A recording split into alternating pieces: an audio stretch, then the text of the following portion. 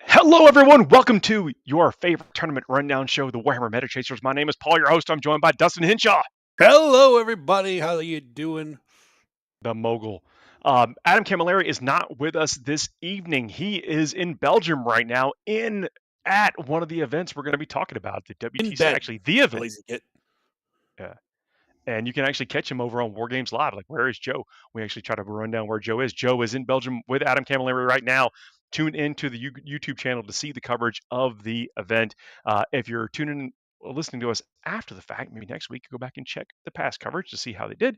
I've been tuning in as well. So it seems like some awesome coverage from that event that we're going to be talking about. Yeah, it's actually incredible coverage there. We've never had that level of coverage at the WTC before. So if you've been watching it like I have, oh man, is it ever? It's a great feeling now. It's a great feeling. So thank you, Joe and Adam, for doing that for us because it's amazing quality coverage, and you should watch it. You should watch the entire War Masters if you can. The finals was incredible and ridiculously tight. I won't want to ruin it. I heard it came down to 1 point. 1 point. 1 point. Watch that. Nice. And then we had the first team event, or the first team matchup today as well to finish the day off. So we had, I think it was not Norway. Sorry, it was New Zealand versus Australia. That's what it was. Oh, wow. Fly all the way around the country or the world. Hey, New Zealand, this is their first time there, I think, actually. So pretty excited to have them there. And against the reigning champs right now. That's really cool. Look, we do this show live. If you're listening to us after the fact as well, know that we do this live starting about 9 p.m. Eastern time every single Thursday. We have a great community in chat. Some of them are already saying what's up to y'all in chat right now. If you do get the opportunity, come and be a part of the show with us. They can, they fact check us, they help us out, they participate with the palate cleanser segment we have at the end of the show. We'd love to have y'all with us come in live if you possibly can. And as I already mentioned, we're going to be talking about just a single event. This, I was going to say this might be a short show, but we're going to talk about at least 3 teams, and it might not be short. The World Team Championship in Mechelen, Belgium. The sources tell me that is in Europe. It is definitely in Europe. I was actually just talking about. Yes, sorry, I actually forgot to mention there are 4 other streams for the other languages that are out there for the WTC too. Sorry, I didn't mean to exclude you guys. This is the first time we've had Joe out there, but we definitely have amazing coverage out there in multi-language. I think 4 different languages actually. If you guys could say in the chat which languages you've been watching, because I think there's a German stream, I think there's a Spanish one. Yeah, let us know because that's like the coverage we're getting on this event is incredible. We want to make sure we get it all called out. These are players that they really put their heart and soul into this kind of stuff, and they're representing their country and their teams and the tradition of the event, and it is a big deal. And happy to talk about it and bring some of that excitement to y'all, and I hope we do a great job about it. Definitely love to be there competing myself. Like, who wouldn't want to be there at the top of your game, playing against players that are playing for what they consider some of the largest stakes in our game. Absolutely. And this is the most international team event, I think, in the world, right? Because this is like so many different nations, 34 nations, because I think there's 2 UN teams that are here this year, 288 players in 7 rounds. That means there cannot be any more than 36 of any single faction represented, which, because this is like a worldwide event from all over, you'll really see where the meta is kind of leaning with the representation of some of these factions. And I think most of them won't be a surprise to people that are following the meta, but... A few weeks ago, y'all talked about, I wasn't here, I was actually playing in the ATC a couple of weeks ago, but the team events, they typically only allow 1 of each codex type represented on each team. So, we were talking about the potentially of any of these codexes is 8 total. I'm sorry, 36 of any one faction. We'll see how close they come to that. Let's go ahead and run down what we're going to see there. Yeah, let's see. So, the quick and dirty stats of this event: 1 Sisters of Battle, 32 custodes. That's a lot of custodes. Is that 80%? That's of 85% of teams. That's like 86% or something like that. That is a 2 AdMech, 10 Astra Militarum. That's a lot higher than I was expecting. 2 Grey Knights, 23 Imperial Knights. Space Marines, there's 11 Adeptus Astartes, 4 Dark Angels, 2 Blood Angels, 18 Death Watch, and 3 Black Templars. Now, Space Marines as a faction, you cannot use like Blood Angels, Dark Angels like separately. So if you take any Space Marine, that is the faction. So the total of the Space Marines, I believe, was 34. Yeah, so there's 34 Space Marines being represented. So only 2 teams didn't bring a Space Marine faction. The real thing to think about there is how many Desolation Marines are represented. It's not about the Marine factions; it's how many Desolation Marines are going to be at that event. 34 times 10, maybe a couple of them didn't take it, so I'll say 300. There's probably 300 Desolation Marines at the WGC right now. That's my guess. Chaos, there's 18 Chaos Space Marines, 25 T-Suns, 0 Death Guards, 0 World Eaters. Oh, I don't know if that's surprising. No, Assault not really. is in a bad spot right now. Although, we do know somebody near and dear to our hearts that went, 4-1 with World Eaters. But I think that's very uncommon. And when you're playing for positions on a team, and when you are playing for points and you're contributing to your overall score, because we'll talk about how the score is done and that kind of stuff later on, you don't leave it to that gamble. And I guess the players at this event are just thinking that the World Eaters and Death Guard just aren't going to get it done. Yeah, which it's a really good point too, Paul, because a lot of the time, if you have like a faction expert too, and some of these lists can be skewed specifically to fight something.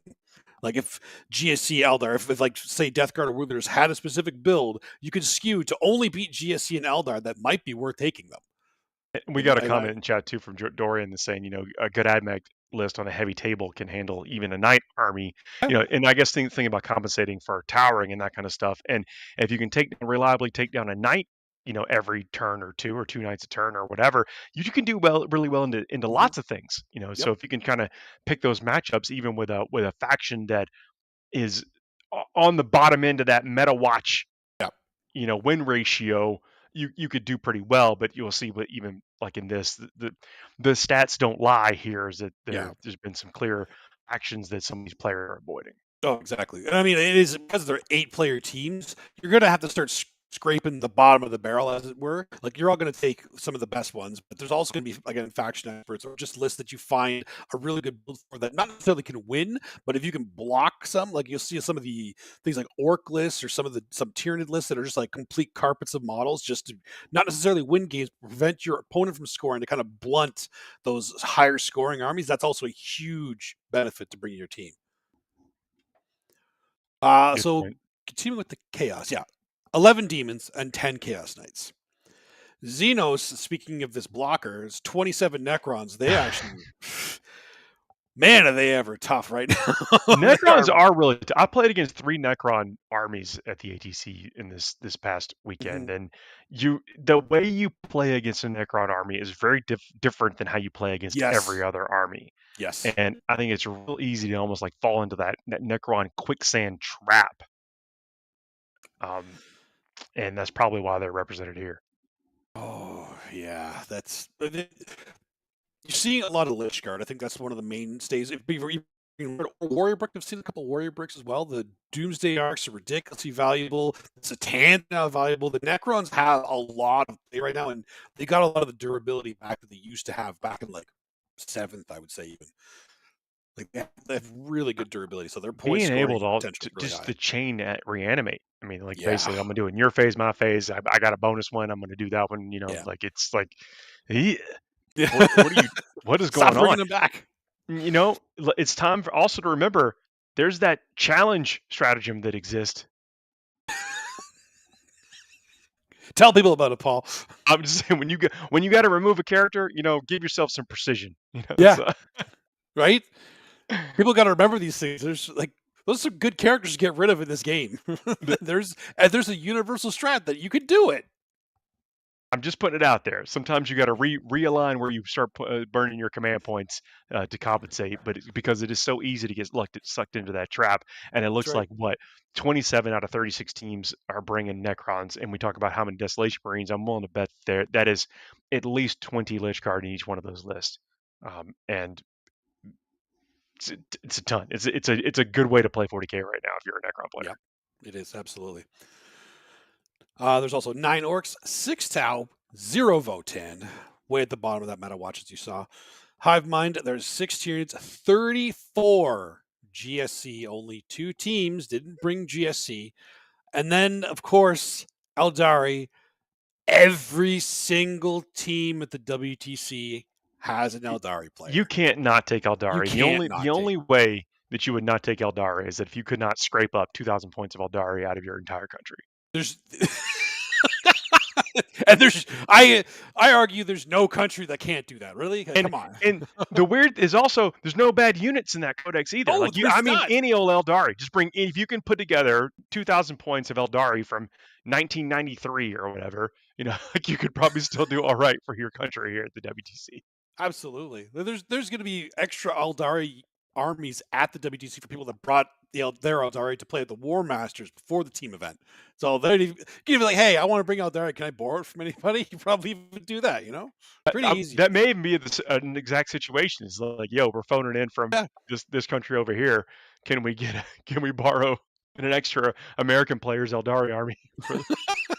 Hey, we know the States has a ton, so there's England will probably have a ton too. Like they're everywhere. You'd be able to get that crowd funded, so to speak.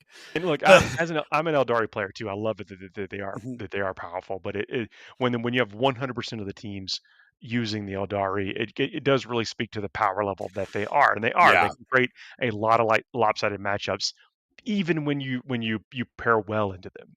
Yeah, absolutely. It's like I was saying before we started this whole show, this is a very, very indicative of the meta and the strength of the different armies right now in terms of the representation. Because again, best in the world right now playing against each other, and if every single one of them, I don't think this has ever happened before, to be honest. I think there's always been at least like a couple teams that didn't take one faction, but I've never seen every single country take one faction. I have not. I don't think I've seen that. There you go. So the zero faction stats, that means though the Imperium is 70 representation. Space Marines, as I said, was 34. Chaos is 64. Xenos is 42. Hive Mind is 40. And most of that's Genius of the Cult, let's be honest. And the Eldari, again, is 36. There's no Drukhari or Harlequins because, well, they could just be added into the Eldari. Because there's a couple of Eldarios that they'll have like triple Ravagers, maybe a Solitaire or something. But that's all the same book. I'm kind of surprised that there wasn't like a Yanari build in there somewhere. Maybe there is. There might be, but I don't know. We saw that list a couple of weeks ago. They brought in the 3 Ravagers, and I think that would add some decent firepower. But again, there's really no bad way to build the Eldari is what it seems right now. So maybe that was seen as too much of a dilution or a gamble. Yeah, I could see that too. We do actually have we're going to be breaking down 3 top teams when we go over this too, and one of the teams actually really unique team comp. I'll say I'm actually excited to go over that one, and it's a really good team too. In looking at the faction podium there, the Eldari with 36, Gene Stealer Cults and Space Marines tied at 34. Custodes coming in fourth with 32. I mean, you can basically say that every single team took what are probably the 3 dominant factions in the game right now. Yeah, as well they should. This is of course, like this is Worlds. Like this, you bring the best if you got it, and this thing, I think it's the same case with the two countries that didn't take Space Marines or G-Stealer Cult. Maybe they just didn't have a player that had the models. They didn't have a player that liked playing it. Like it's not unheard of, or maybe they just like something better. I don't know. You never know. But it's still, when it's that heavily represented, it's a telltale sign. It really is. And what we see sometimes when you're trying to create, what we're talking about is creating skewed matchups, is that 2 teams, they meet, they then start putting out lists as defenders, and then the opponents put out lists to attack them, and then the defender gets to choose which of those lists they want to play against. So it gives them some control over what they face. And so sometimes, you can think that you can plan for giving them 2 bad putouts, and so that's normally sometimes can result in an off meta pick for factions that we see some players or teams you go for. We're not seeing that right now. Maybe it's because we're very early in the edition. Maybe it's because these lists are just the ultra dominant ones, and there is none better and none can be created. I don't know if that's the case. Maybe these teams are trying to play it safe because there's risk involved in traveling across the world to play at this. So you're wanting to play with sure thing, which you get the closest sure thing as you possibly can.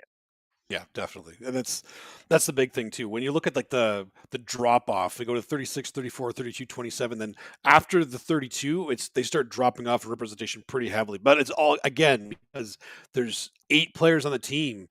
Sometimes you just got to scrape a little bit more. You got to come up with something new, or maybe it's your opportunity to say, "Hey, this is something that nobody's going to expect. They're not ready to play against it, so let's bring this." That's it. I'm feeling good. You got to Yeah. trust your gut sometimes. But think about the factions we just read off. Those are the top 5 factions. That is over half of Hmm. every team.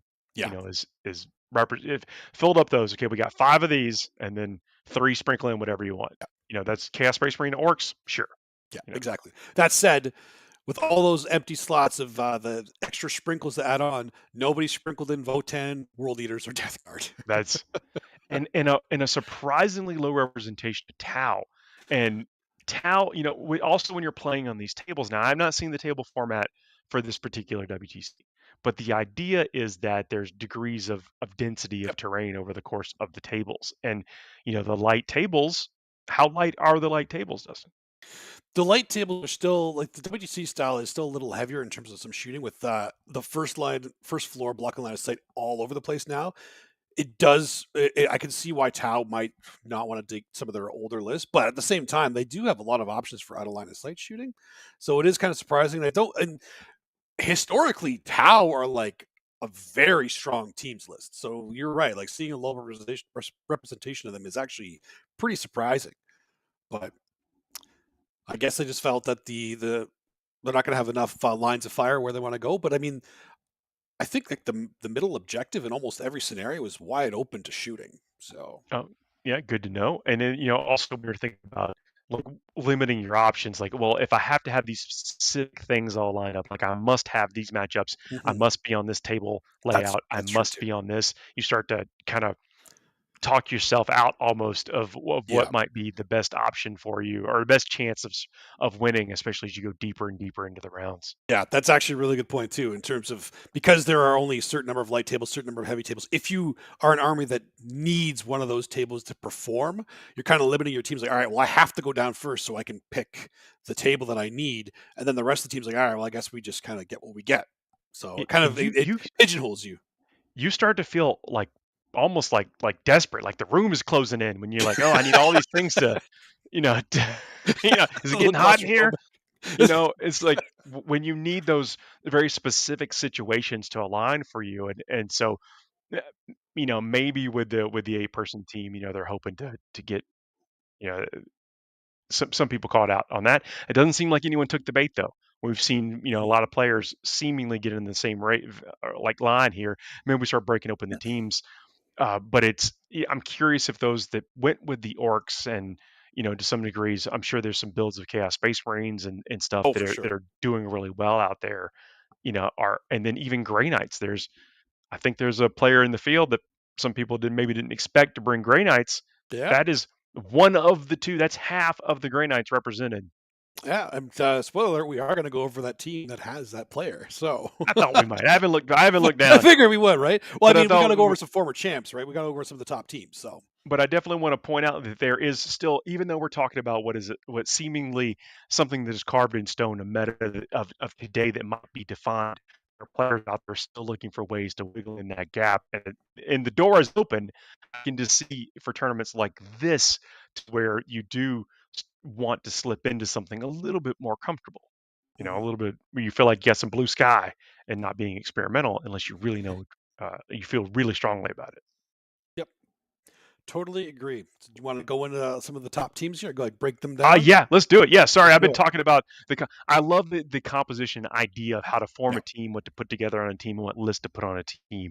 It's like I've made many of the mistakes that I'm discussing here is cautionary tales to watch out for. And if anybody is considering playing Warhammer 40,000 in a team environment, I definitely suggest it because these are the things that are just Yeah. fun to discuss and try to solve that puzzle.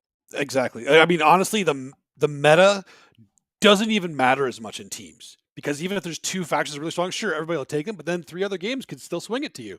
Oh, so it's It's just and it then the doesn't even matter. matchups are fun. Teams It's is a whole other meta. it's a fun thing, and It's then so and then fun. the dice be dice sometimes. And dice be You got to go out dice. there and play the game. Yeah, but let's go ahead and jump into, well, what's the first team we're going to be covering? It's like Team Australia.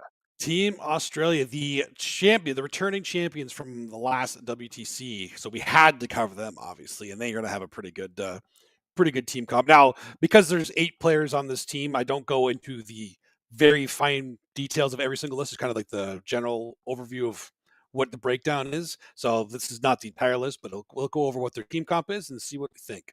So we have Gene Stealer Cult with 80 Neos, 45 Acolytes, 2 Ridge Runners, and of course the characters that back them all up. Uh, Tyranids with a Gaunt Carpet, 2 let's extremes talk. and a Can Neuro we talk Tank. about the ridge runners and stuff, because those have been Absolutely. important in lists. Like we see them creep into a couple of different lists because they've got a special ability on those things. You probably know what it does. I do. Like you'll see 1 or 2 at minimum in every single GA list because when they shoot something, everything else in your army now has +1 AP against it if they hit it. Like And they that's have a lot of shots. Like there's like 2 weapons that have some quantity of fire on them, if I they remember. have like a double heavy stubber, and the mortar itself is D6 +3 shots, I Yeah. think. So you're Which probably gonna hit. you're not taking it for the damage generally, unless you're taking. You can, but I haven't seen anybody do that yet. They're generally there for the +1 AP, and one of them will sometimes take the survey auger to remove cover from one of the units, but you don't always need that because when you come in from deep strike, you ignore cover anyways. But it's another tech piece in case you're already on the board and you need to remove some cover. They look like Matchbox cards. They're not very big. They are They're matchbox very cards, yeah. easy to ignore. Yeah. But if you get the opportunity to take them out, that they're a force multiplier for the Gene Stealers. So Oh, for I just sure. want to mention that as why we saw them just had it kind of hanging out, seemingly maybe out of place with a Yeah. bunch of infantry. Yeah. So they also have Tyranids with a Gaunt Carpet. Like I think it's 140 Gaunts, like a mixture of Gargoyles and Hormagaunts. 2 X screens for some damage, and then Neuro Tyrant with some Neuro Gaunts. Eldari, it's pretty standard an Incar and 1 Guardian called Triple Prism, but also Triple Ravager, like we were just talking Oh, about. there we go. There it is. And then Wraith Knight with 10 Swooping Hawks. Chaos Space Marines, Abaddon with a Terminator brick. I think most of the Chaos Space Marines list I saw have Abaddon with a Terminator brick. 3 Forged Fiends Obliterators. And then this is the other thing that every single Chaos Space Marine army that I saw has the Flamer allies with either the Changeling and the Blue Scribe or just the Blue Scribe. This one has Yep. both. And the changeling, what the changeling gives a specific benefit. Yeah, the Changeling it's a lone operative, and I think it's something I can't. Blue Scribe's a lone operative also. Oh, these are both lone operative. Then that's actually important too. I can't remember what it is. I just remember being really annoyed by it. Somebody in Chat, help chat us will out. know. Because Chat, I let also us remember know. like if I'm building a Chaos Space Marine list, I should think about that, and then I immediately forgot what it did. There's also 1,000 Suns, 25 Rubrics, 30 Zangors, which is interesting. 10 Scarabs, and then 3 Vortex Beasts. Necrons is a Nightbringers to 10. 40 Warriors, Ghost Ark, and Reanimator. Now, this is Australia, so this is Liam Hackett, so he's kind of well known for his warrior spam with his Necrons. So the 40 Warriors instead of the Lich Guard in this case, which is interesting. That is interesting. Chaos Knights with 2 Stalkers, 6 Brigands, 5 Carnivores. That's more solid. And then the Imperial Knights with the Crusader Warden, 6 Warglaves, and Eversor, and then 2 Exaction Squads. So, I Oh, mean, this this is. is the former champs. They obviously know what they're doing. What do you think of the spread? I like it a lot here. I mean, there's some choices that we didn't necessarily think we're going to see. Like we didn't know we were going to see the triple Ravagers there Yep. with the Inari build. That's pretty good. That means that your Vrain has to be in that list also. Yes, your Vrain is in that list as well. That's what opens up. But then the Wraith Knight. Like not every Eldari player is taking a Wraith Knight. No, they're not even only taking Wraith Knight or Wraithguard, which I thought was ubiquitous. You take one or the other, if not both. But there's a couple of lists that didn't take either of them. The Wraith Knight, I feel like, is just it's such a good piece because you have to deal with it. It can do a lot of damage. It can delete something if you need to because of your fate dice, but it's also just really durable to sit in the middle of the table if you need to. You can Put it sit on it the back and it misfortune, can move rest by so the fast wound. to get up in there and Yeah. threaten everything if necessary. The Thousand Suns list too. This is very similar to a list that my teammate took to the ATC a couple weeks ago, except he had Magnus, and I think actually the third Vortex Beast is probably probably a little bit more reliable because it's people might be get a little bit of target confused about what they should shoot at. If Magnus is on the table, Magnus is getting shot Yep. Oh, all the time. definitely. This is I actually never seen the 30 Zangors before. That's new to me. Normally, it's either more rubrics or he can't take the demon allies actually because of the Chaos Space Marines took them. See, there's the thing with the teams list. You kind of get limited to some of the things you do. It's like, oh, I can't take these Flamers. All right, 30 Zangors. The Chaos Knights list is interesting. The 13, kind of smaller knights, which is cool. It gives you a lot of flexibility. We actually, I think that was actually on the stream earlier. You can actually see some of that list in action. Yep. Yeah, he was on the Chaos Knights was on today. That was the Marsali was the one that was being shown from the Australian team against the Necrons. And then you think I'd be able to remember. It wasn't that long ago, but it's dad brain now. I can't help it. It was Necrons. Yeah. It was okay. Good. We got it. Yeah, it was. And then the Imperial Knights there with the 2 big knights and then 6 small ones, still finding points for the Evasor and the 2 exaction squads. So Evasor is, I think, one of the cheaper of the assassin builds. It's not the Caladius or whatever at 150, whatever. And the exaction squads are 2. You got them here, 2 35-point units that you can actually put a lot of war gear on. You got like a devastating wounds flamer. I mean, it's D6 shots or whatever for short range, but decent armor save, and then a 5-up feel no pain. For all 35 points, they make some amazing objective grabbers. Yeah, it's 35 points. That's cheaper than Gaunts in general. In fact, it's cheaper than Neuro Gaunts. Really? Okay, nice. Yeah, because Neuro Gaunts are 45 for 10 though. Yeah, I mean, look, you can't, you can't really throw any shade on the returning champs here. So they come back with a mission. I'm sure to have a good time, be great sports, but also bring the list, and that's what we're seeing here. Yeah, it's interesting to see this because I don't see any. I think to me the only one that isn't like in the top, like Chaos Space Marines instead of Custodes or regular Marines, but the build for Chaos Space Marines, it makes perfect sense, and I actually think it works really well in this comp. Now the Terminator brick, and then I wonder how many obliterators. If this is like 6 obliterators and 3 squads of 2, like how many are in there? It seems like this looks like a small list. Yeah, this is just I think it's 4 oblits, 1 squad of 4, 2 units of 2, or 1 squad of 4. I think it's pretty sure it's 1 squad of 4. Okay. Very nice. Very nice. Well, yeah, what's next? That's the Team Australia. So now we're going to go to Team USA, another former champion team, and obviously who Paul is going to be cheering for because that's his home country. Look, you can root for. It's like other things. You can root for whatever you like, but of course we're going to root for the home team. It's But I got some favorites out there. I got some people I like to root for in other teams. Well, this is where the Grey Knight list you wanted to mention is brought up. So here we have another Chaos Space Marine list. So again, Abby with Cypher this time. Another Terminator brick, 2 Forge Fiends. This is 2x4 Blitz this time. Then they got the Flamer Allies with just the Blue Scribe, not the what's the Changeling? Wow, the Changeling. Thank you.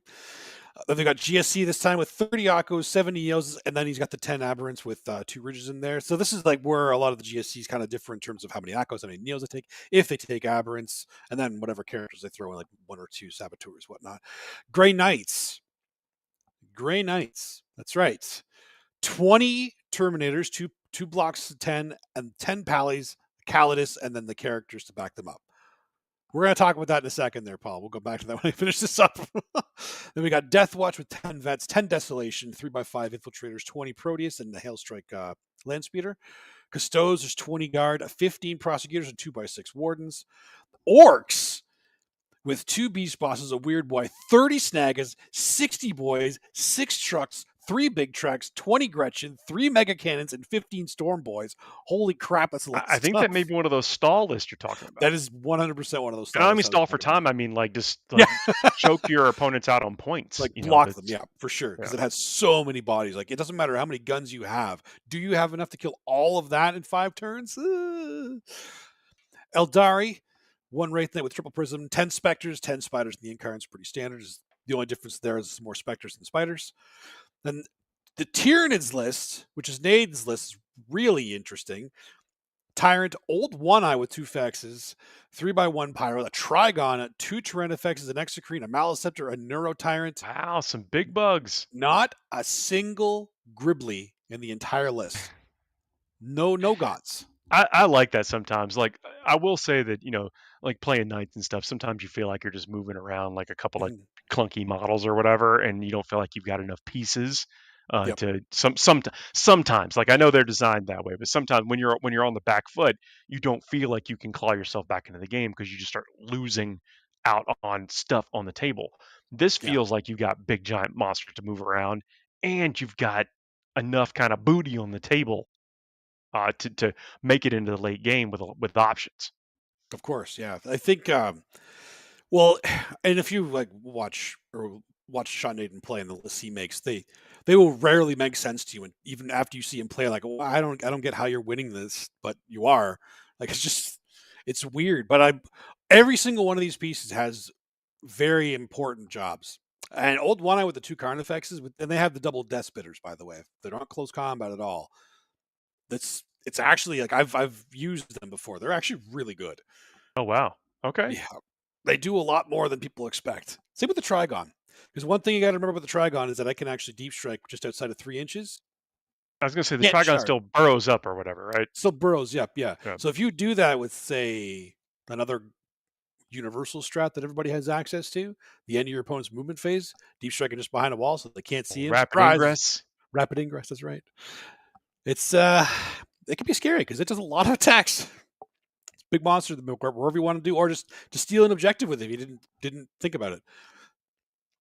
But this is again the odd man out being Chaos Space Marines, but also Grey Knights in terms of not being in the top list. But this Grey Yeah. Knight list, let's talk about that now because Let's do it. this And the Grey Knight Death list is Watch crazy. too. I mean, the Death And Watch the are Death one of Watch, those yeah. that can kind of catch people slipping as far as like, oh, I can pair into Marine bodies, no problem. Oh yeah, You piece know, of cake. they have a lot of tricks. Yeah, they do. So Grey Knights though. Grey Knights, yes. So really, you look at this list. There's only 3 units, really. Like each one of those units has a bunch of characters attached to them. They'll have like feel no pains and stuff. But do you know some of the tricks that Grey Knights have with what the Well, I mean, I don't know if Drago's in there or not, but he still hits like a truck. yeah Um, Drago is in there. gets some freebies, with Drago, but then would they be able to like bounce those units all over the table? Yep, they can teleport up to 3, I believe. Everywhere. Is it 3 Is or it? 2 with the Strike Force? We Thought it don't was have 3, to but it might guess. be 2. We could actually look, but you're probably right with the 3. We could, but Skull TV, no, the here does have biovores that you take biovores. It does have that. I should mention those ones, but We have an they're abbreviated list. ubiquitous. They're always in there. But I'm pretty sure Drago gets like a 4 up feel no pain too, doesn't he? Unit that he's with? That sounds right. Yeah. Yeah. So these guys are a pain to move. Now the only problem with the Grey Knights is I feel that they really struggle into high toughness. They don't Because have everything a lot they've got is like toughness. I'm sorry, strength, no more than 6 or whatever. Yeah, so they actually struggled in a high toughness stuff. So they're more trying to either like in a team event pair into something that doesn't matter. Like if they get into like a gaunt carpet or something, they actually might do really well because they can shred a lot of those and stand on that objective, and they will never be able to take them off. So Drago's 4+ feel no pain is against mortal wounds. Against mortal wounds, okay, but it's there. No, I mean you're going to take mortal wounds. That's like that happens in It does this happen. game. Well, it's hard to like for me. This Great Knight list is even less units than Knight list, so you have to be so precise, and you can't really make mistakes with it because while they're going to be you can durable, spread they're out a not going little to be. bit. You can because it's 3 big units of bodies. Like I think every unit's gonna be like 12 models, and they're durable. And there's a couple other things in there. They got the colonists and some of the other dinky squads in there with them too. But the core of this list is the Terminators and Paladins. So it's meant on durability, and they are infantry, so they have the infantry keyword to be able to go through walls and stuff. They are slow though. That's the other thing, but that's why you have to rely on the teleporting a lot. But because they can teleport, are they that slow?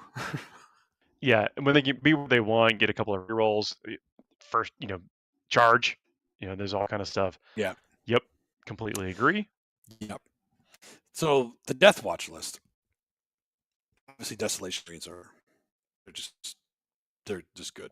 They're just They so put out good. a lot of quality fire, especially when you do things like I don't know, are they running the Death Watch tactics or are they running the Gladius. I've seen Death Watch players go with the Death Watch and not just the base Space Marine ability. Oh yeah. Well, I don't know if we know that or not, but that's I mean, I didn't think about that. that's Marines do have a couple of options still, all They right. have a But most couple options. There's most there's people so many options. most folks still fall back, I think, on uh the regular Space Marine like base thing. With the Oath of Moment. Well, the Gladius detachment. Oh, the Gladius, yeah. Gladius, yeah. The 20 Proteus is what we see more of now too. We haven't seen as many vets, although this one has both. Do you have a preference between those two? Because I think Adam and I, when we were talking about the last couple weeks, I think we've both only seen Proteus. We haven't seen many vets, but I feel like the vets have more versatility. With the warrior option they can take. Yeah. Yeah, maybe so. I don't know that I have a preference. I know they can put out just tons of wounds. They basically just get to do all kind of stuff, and they have one of the stratagems that does let them come off the table and come back kind of in your face. Yeah, which is a big help. Which is why we only need one of them, and that makes sense actually. Okay, but I mean, this is another top team. The only is there anything that's missing here? Like, we don't see Necrons, which is surprising. I thought the US would be one to take Necrons. So what's filling that spot here? Is it the Chaos Space Marines or the Orcs? For what the Necrons would normally bring, I feel like the Orcs, because Necrons are kind of used as a blocker, right? And this Orc list is it's built to be a blocker. I think. Like, it can win. Don't get me wrong, but I think it's meant to be here to prevent other lists from winning. Yeah, could be. A cool note to take us back on the changeling that we were talking about. What it does, it's got that ability to prevent people from shooting.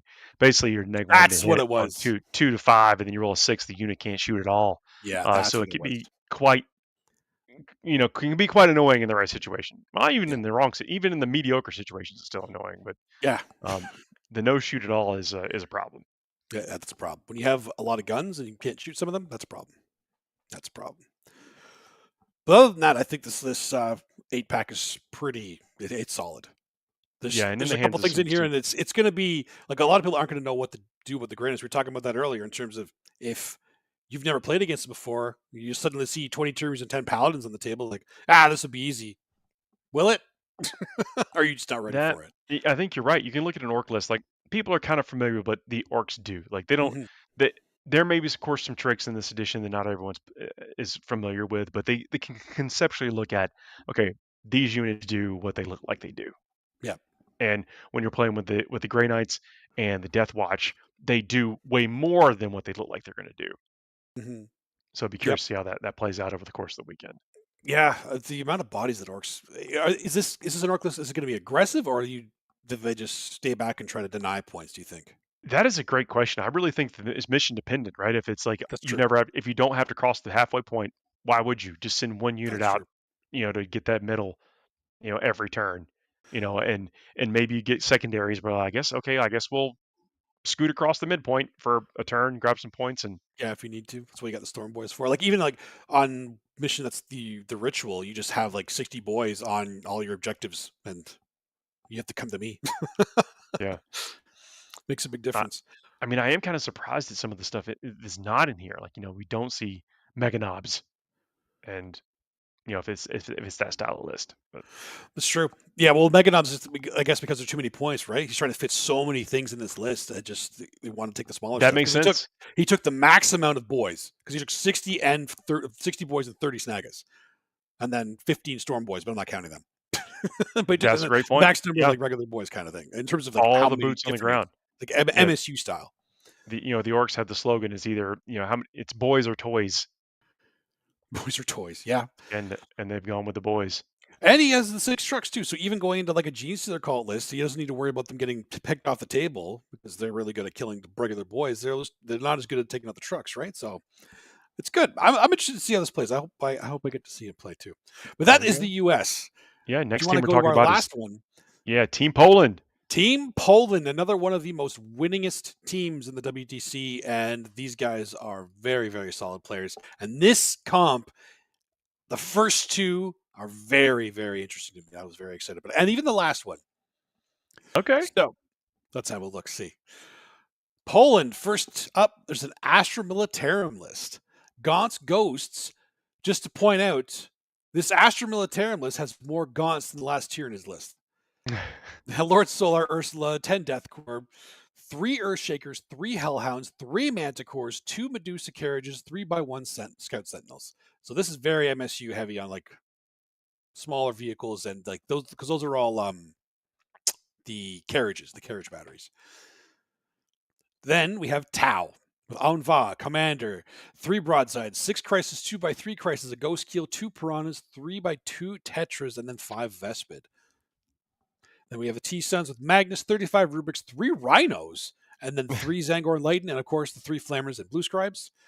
Then Aldari, it's pretty standard aside from the fact that it has Fugan, as well as the Spirit Seer and the 10 Wraith Guard, and then of course the Wraith Knight as well. Yeah, Wraith Guard is so dominant right now. They have so many abilities, and with the fact to be able to bring them back, and them shooting when you attack them, not shoot at them, shoot when you attack them. You go punch them in the face, and they're still Yep. Well, I guess with losing the pistols, losing the pistol, that does hurt them for that. Yes. Yeah. GSC with 40 Echoes, 90 Neos, and then 2 Ridges. Necrons with 2 Hexmarks, 5 Deathmarks, a Reanimator, 2 Doomsday Arcs, 2x1 Locust Destroyers, and 3-3-2 Locust Heavy Destroyers, and then the 20 Lich Guard. Custodes is 15 Guard, 2x2 Alaris, 2x6 Wardens, and the Calidus. And that's the tank. I know there's a lot of Calidus and Castellans and other things like that in the game, but that is a tank that the Custodes can bring to zap things at distance. I think that's the Caladius, isn't it? Yeah, the one from the Custodes list. Yeah, I think this is the assassin, the Calidus assassin, though. Oh, that's the assassin. Okay, good. All right, okay, there we go. Yeah, I got confused then. I had to double take it too when I saw, because it was but I'm pretty sure that's I was listening to you, not reading. Oh wait, that's the assassin that makes people spend more for their strategy. Yes, that's the one. And then not the one that sends flying, ranged power fist at you. Yes, that's the one. Jeez. And then the Dark Angels. Now listen to this list: 6 Aggressors, 2x1 Attack Bites, 10 Deathwing Knights, 2x3 Inceptors, a Land Raider Redeemer, and a Thunderfire Cannon. What? The Land Raider Redeemer. Okay, it can hold a lot of troops inside. Yeah, but I don't think it can auto hits on its Overwatch. What's that? Yeah, it can't hold the Deathwing Knights, can it? Or do Deathwing Knights not count as 2 How many anymore? Deathwing Knights are there? There's 10. It can't hold them all, no. I didn't think so. That's interesting, though. But the Redeemer, like you're saying, is an auto hit because its sponsons are the 2 really the flamers, really big flamers, like strength 6, -2, 2 damage or something. Sorry, that's like 9th edition. I don't remember what it is in 10th because I've never looked at the Redeemer. No, I've actually I played with this in the early days. So the ranged weapons that it's got, hang on, it is the Flamestorm Cannon, which is D6 for +3, strength 6, -2, 2 damage. Nailed it. Torrent, and ignores cover. Nailed it. And a multi-melta you can have on there.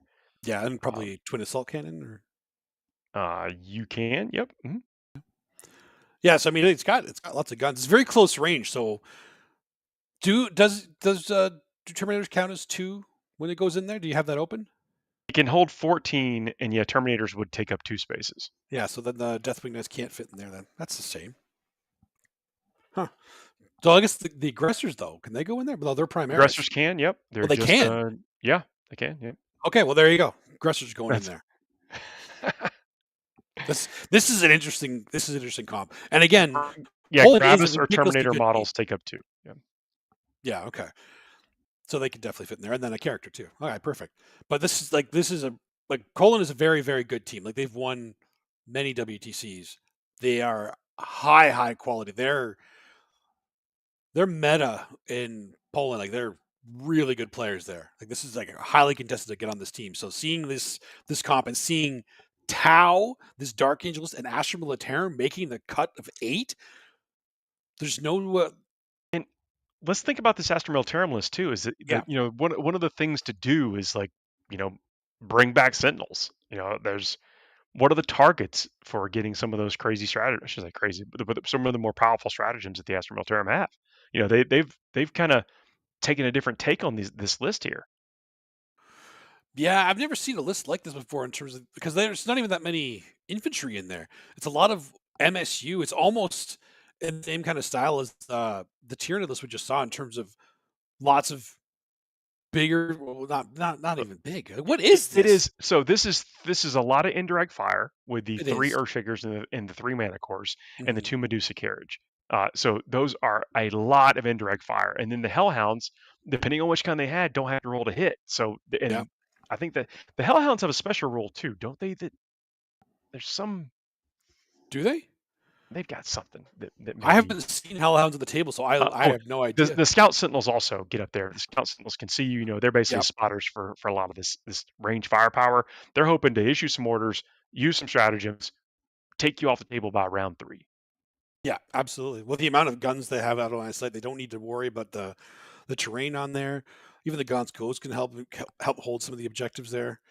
It's it's a really interesting. It's another list that you have to be very careful with because even though you shoot a lot of online sight, like the Hellhounds, the Sentinels, even like your infantry, like you need to be Ah, careful with them. here we go. The Oh, Hellhounds do. They have the flush them out rule. That's what I was thinking about. Is it basically they take ignore away the cover. benefit of cover from units that are Yeah, hit by them. So yeah, they light you on fire. You run out in the open. You get picked up by the Earthshakers and Mana Cores. Like perfect. Mana Cores are very strong. They don't have a heck of a lot of AP. And I think that's the strategy here. Give everybody +1 to hit to ignore the indirect fire. Take away your cover. See you. All figured I'm it the out. only one scoring points in turn 4. Yeah, yeah, this is true. Don't need anything else. If you're the only guy that has balls on the board, you can score all the points. Perfect. Yeah, hopefully you've got some stuff, right? I mean, but I think that's the plan with this list, and I don't mind that. That's an interesting take on the Astra Militarum list. Well, what do you think this is actually built for? Because Poland will be a team that is building this list specifically for the meta. So, what kind of list do you think this is actually built for to fight? That's a good question. The Eldari with no Wraithguard, Athari maybe with no because Wraithguard. yeah, I think that's they probably play well into that because everything is toughness 3 and relying on buffs and stuff Okay. to exist outside of the Wraith Knight. But the Mana Cores actually shoot pretty well, I think, into Wraith Knight. Aren't they strength 10? Or are they higher strength now? I think they're strength 10, but don't they do decent wound damage if they get through? They can. But if the Wraith Knight has like fortune for -1 to wound, it could be rough. But I mean, if they clear everything else, the Wraith Knight can't win the game single handedly, point wise. Good So that point. does make sense. Yeah, that makes sense. I mean, it actually does. It has a good play into quite a few different, even because of all the blast too. Actually, it's not bad in the GSC because they struggle to kill a lot of the stuff, and you can zone them out. And the Hellhounds are auto hitting when they come in, so the demo charges be a little harder to do something into them. Okay, okay. This is here specifically to fight some specific builds. I'm just trying to I, think in my head what it's I built have for. these models right behind me. I'm thinking like, oh man, there might be some play here. Yeah, Paul's mind's going now. That's what we love When I about these saw it, I kind was of like, events. I'm not quite sure what's happening here. At the same time, when you start adding up all the incremental advantages that you can give yourself, and Yeah. that's one of the things that we talk about. I'm sure you have list conversations with your buddies or people online and stuff. It's like they're struggling against XYZ thing. Like, well, take a little deeper look into your index to see what might be there. And I think they've Mhm. stacked up some interesting buffs here that may pan out really well. Yeah, it might. I'm curious to see this too. But again, this team is really good. They have a plan, and I'd like to see it in action. Before we end up, though, I do want to talk about this Tau list because Tau. Yeah. Okay. There's I only mean, six. there I'm aren't that curious. many. Yeah, There this aren't is that one many, of and one six. of them is This being is what taken by a top team. So we this have is to like unpack this. 14% of all the Tau that represented. He's, he's a very high percentage of all the Tau represented here, so this is important. He's got Unvalid Commander, which is pretty standard, I think. I've seen a lot of broadsides. So the fact he's only bringing one squad of 3 is a little surprising to me because I feel like the broadsides are actually one of the big punch units in here. But he has 12 crisis, 6 and then 2 Mhm. by 3. And then the Tetras are actually really good too because they're like just cheap little fast units.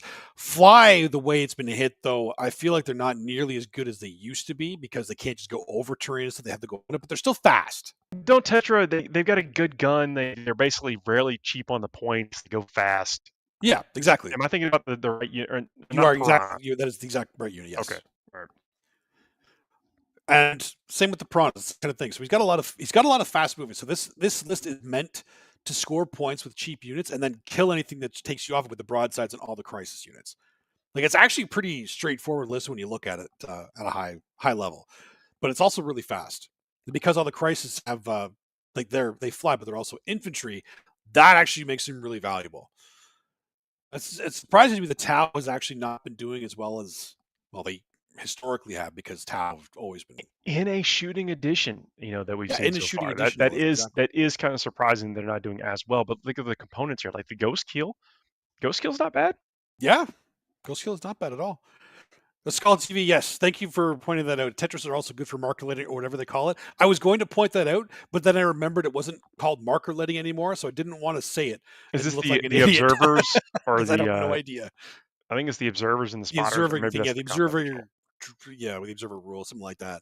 See, now I sound like an idiot again because I tried to call it out. But whatever it is, that's what they're good at. That's what they're chat set us straight, and that's chat set us straight. Right here. That's what you're here for too, right? You guys help us out, help us look good for all the podcast people that listen to it after the fact, right? You got to help us out. But yeah, someone in the car has already answered that, by the way. That's oh yeah, they're yelling at us out loud.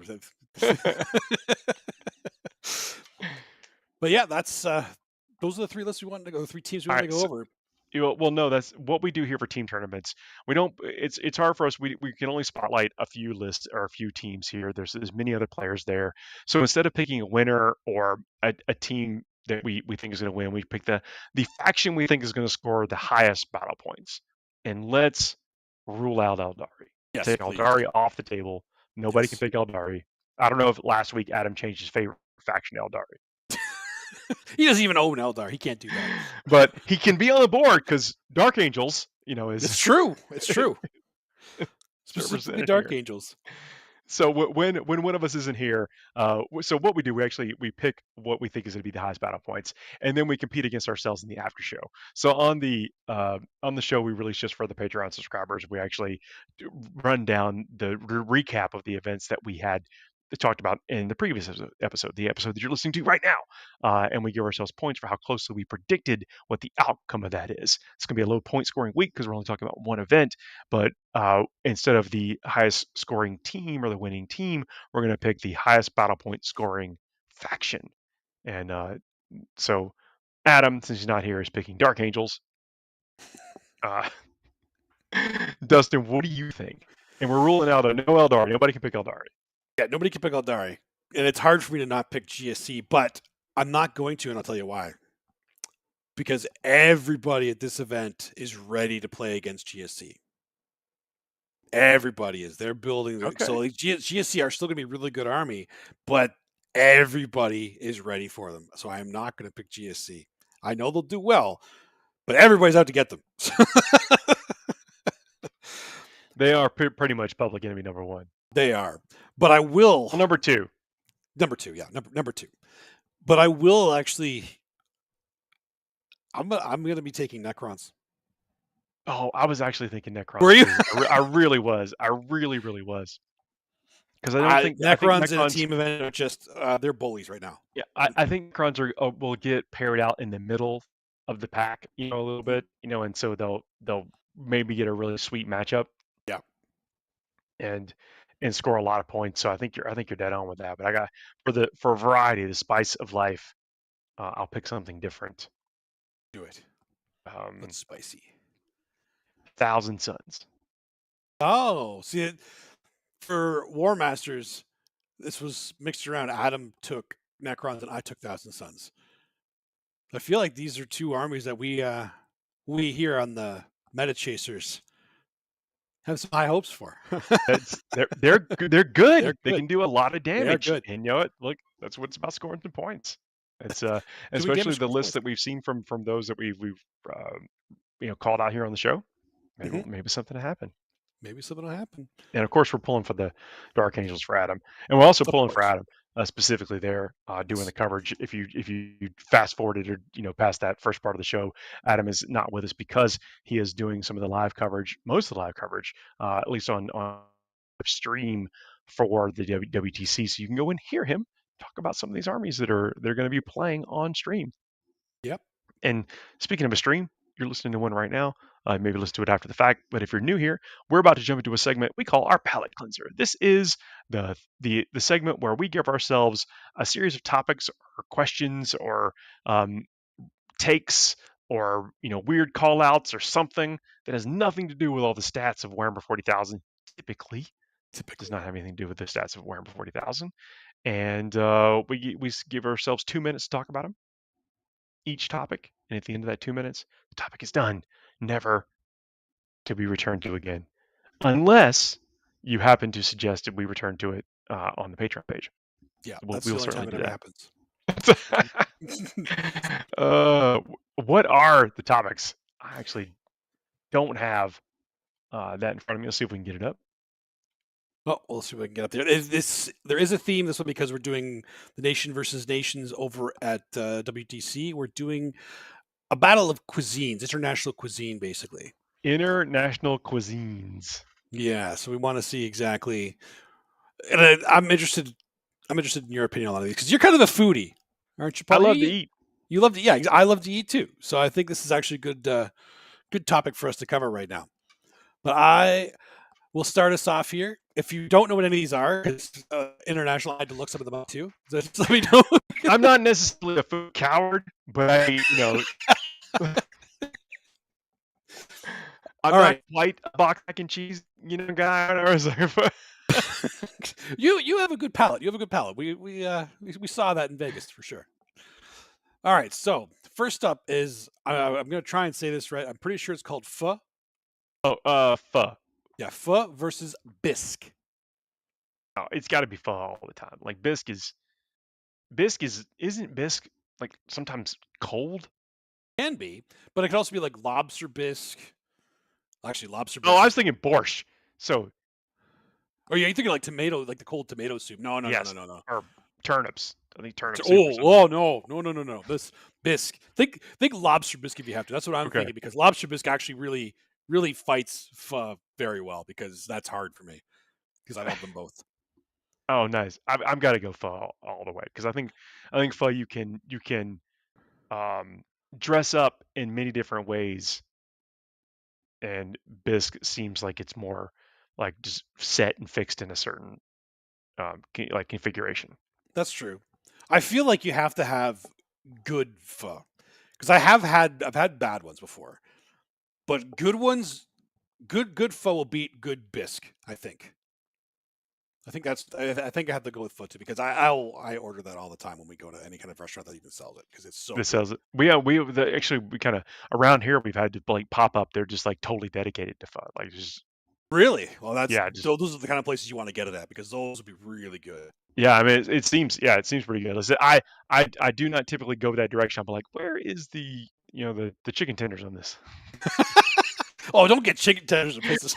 I'm a little bit more adventurous than that. Well, that's good. I'm happy to hear that at least. But those they can be so good. Like, do you normally put like any kind of like sriracha or anything in it? Do you spice it up? You have to spice it up. Who am I talking to? Yeah. No, I'm a big spice fan. Yeah, for sure. All right, that one I think has been solved. So next up, curry versus bolognese. Oh, bolognese all the way. Like really? Yeah. Oh, actually, you know what? I don't think that surprises me. But have you had like a good spicy curry? Like, do you not like curry at all, or you just kind of prefer the bolognese? So I am largely a texture eater, and I don't prefer the textures of most curry. Now I've certainly had some curry that I do enjoy, and you're kind of like a butter chicken guy. Any excuse to put naan in my face, is a good one. Yeah, that's a good way to put it. But I do like bolognese. It's like, give me like some. I don't even care if there's some vegetables in there. Like it's like really stick to your ribs. Like to me, the hearty stuff. Most bolognese will have carrots in it. Yeah.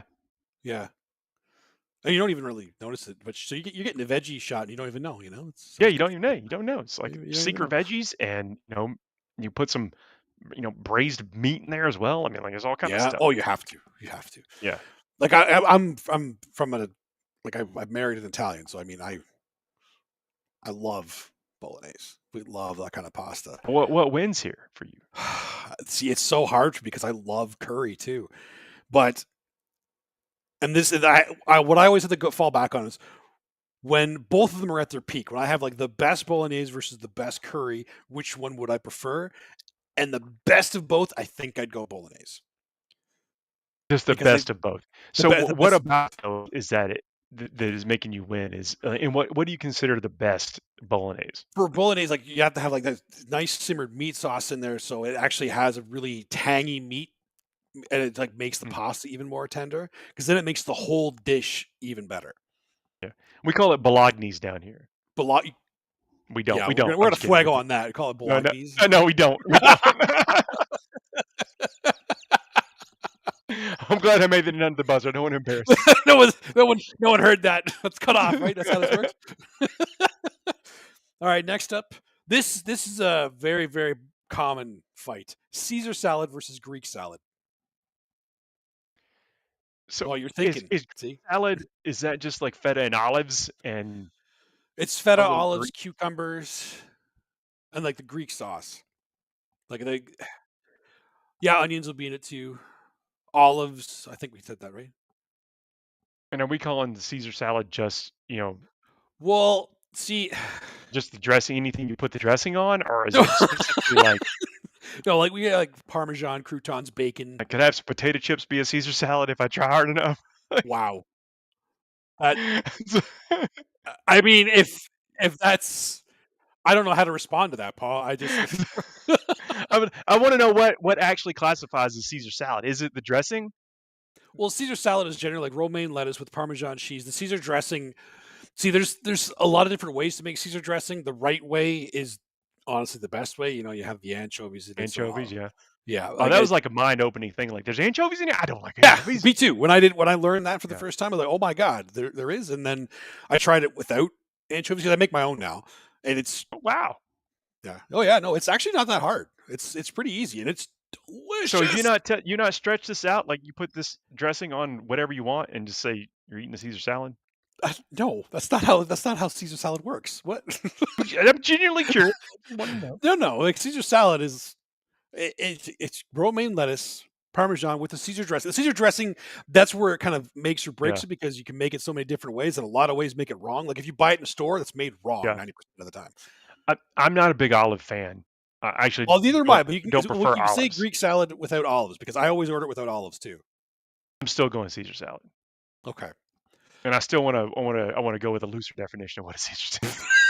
So really what you're But saying even is with your definition, nachos with Caesar dressing on it is your favorite between that and Greek salad. no, I'll go with the classic Caesar salad definition. Okay. I love both, and for me, it again best of both Caesar because the best Caesar, but you have to make it right. Okay, next up, sushi or cooked fish. So any kind of cooked fish, like gourmet, fillet, barbecue, whatever kind of fish you prefer in that sense. But sushi or cooked, basically, is the fight here. Now, I mentioned that I'm a food coward, and that was a little bit facetious. I'm not. I am not, but I am somewhat um, basic when it comes to sushi. Basic I, as in like you get California rolls and that's it. California rolls. Yep. Nailed it. I Yeah.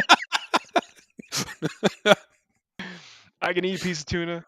I can over sashimi, which is sashimi that tuna tuna? or yeah, sashimi. Yeah, Yeah, on a piece of rice. Yeah, I yeah. can They do usually that. have a little bit of wasabi in there or something. Yeah. You put soy sauce on it. I do, but largely for taste, not to hide, because I enjoy the taste of soy sauce.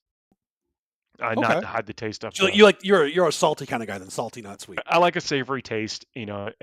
but not to hide the taste of the sushi. I just am somewhat a sushi coward. Okay. So cooked fish, though, I eat sushi more often than I eat cooked fish. Really, but you prefer cooked fish. No, I prefer Oh, you prefer like sushi. Okay. sushi if I was going to eat anything. Yeah, I don't eat a What lot kind of of cooked. cooked fish do you normally have? Like, how's your what's Um, your way to your go to uh, cook fish? Fish sticks. That is definitely the opposite of sushi. like a grilled Okay. salmon or something. Like if we're at someone who their place, their barbecue or whatever, and they happen to grill up a salmon, I'll have a piece or a taste. Okay. But I'm just not a big fish eater. Okay, that's fair. That's fair. For me, it's sushi, like hands down. Like I'll have fish regularly because it's good for you and it's easy to make and delicious and not too expensive if you get like the cheaper fish. But sushi's just so good. It's so good. But how do you doctor it up at all? Like, what are your go-to rolls or pieces or whatever? Dynamite rolls, the black dragon rolls. So I like a little bit eel on it, salmon with it with like crab and shrimp. Those are my and some spicy salmon rolls are actually incredible too. But that's fuego for that one. And then, last but not least, poutine versus nachos. Wait. I Hey, can't put Caesar dressing on whatever I want, but you can have buffalo it's chicken still a poutine. poutine. You can't just put Caesar dressing on a steak and make it a Caesar salad. That's not how that works. Poutine works I don't that way. If know. it's gravy, cheese, and fries, anything else you put on there, it's still a poutine. Like, I love French fries, so, but like when you put those things together, I'm gonna prefer a nice layered nachos with no olives. You know, Just the olives, man. No olives. a nice layered nachos, and I don't like just melted cheese. I also like the shredded cheese, grated cheese, like textures of multiple cheeses on my nachos. What? So, okay, how about this? How about you put nachos with the shredded cheese on the poutine with the fries and cheese? I Nacho mean, poutine. What do you we call man, someone else poutine? we found a way to Nacho reconcile poutine. this relationship. That's right. We did it. We have solved world hunger. No, I think we've caused it with some of this We chat here. definitely caused it. Yes. Chad's hungry. I'm hungry. I know what I got to make a plate of Yeah. after this. We've solved that one. We came to a nice. I'm glad we met in the middle on this one. So basically, a nacho poutine is the solution here. I was hoping this fuego was gonna be about comic books. Like, I've been on a comic book kick recently. Next week we'll do comic book one next week. There we go. Comic book fuego next week. Everybody tune in for that one. But listen, we don't even know what these are about sometimes. So if anybody does have some suggestions, of course, throw them down in the chat. Also, check us out on Patreon. That's another way to kind of get your suggestions to the top of the list for things like this, and also get the after show. Where we get to see how wrong we were with our predictions. I will say though, I'm saying that a little bit tongue in cheek. We actually, we look at this meta every week, and we got a pretty good idea how to dial it in. And it's kind of it's kind of a new month. We actually see how we stack up each other or against each other each month. And I'm probably not in the lead because I think I got Blood Angels last week. But Yeah. Right now, it is. If we're just including last week, it is 1 point between the three of us right now. So everything I just said about us normally getting it, dead on. This is we also aren't really allowing each other to pick Eldari, right, or even GSC in some cases right now because it's kind of. I'm not gonna say a gimme, but it's pretty close. There we go. Yeah, fair enough. Well, this has been an amazing show. I mean, I know that we're Adam will be back next week. Hopefully, I think he may still be traveling, but probably at least not talking all day on the stream, and maybe refreshed to join us here at 9 p.m. Eastern time. If you're listening to us after the fact on the podcast aggregators, please leave us 5-star reviews, like, share, and subscribe, and all that kind of stuff. The comments, that's how you tell the algorithms that other people might like this show as well. I'm happy to be back.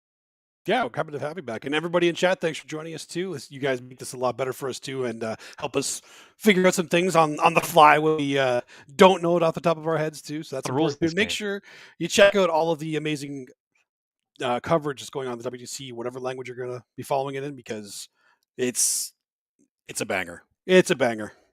Absolutely. Well, this is our show this week. Looking forward to being here next week. We're looking forward to seeing y'all next week. Good night, everybody. Good night, everybody.